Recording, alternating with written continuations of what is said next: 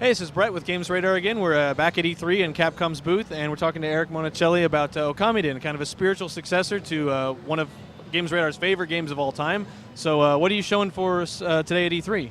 Cool. We got a demo for you at E3 that's actually shows off one of the new boss fights in the game.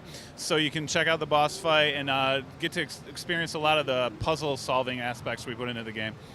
And about the puzzle solving, there's a bigger emphasis on that than maybe there was in the original Okami. So how is the actual core gameplay different from the 2006 version?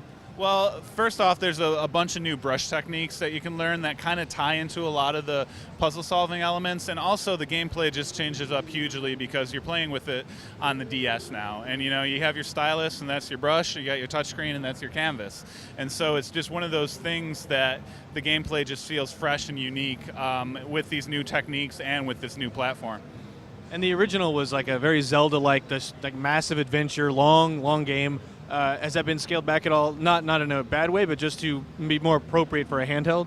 The adventure is pretty much, it feels epic. It feels massive. It's about 20 plus hours you're looking at, but it's on a portable, so you don't want to be staring at the screen and make your eyes bleed. So they've made it so there's frequent save points. You can pick it up and play when you need to. And just as someone who's been handling the game for so long, is there something you're specifically happy about with this game that finally getting to see it come out?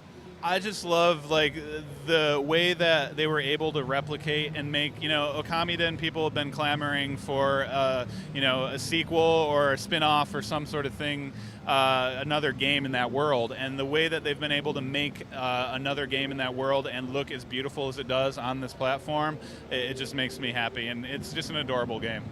We were talking just a minute ago off camera about if you happen to have a DSXL, it looks just a bit better.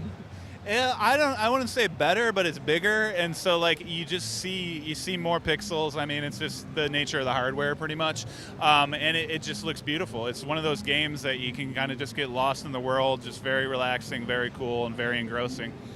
And what's the release date on it? 2011. You're looking at right now. All right, thanks a lot, and we'll have more as the show goes on.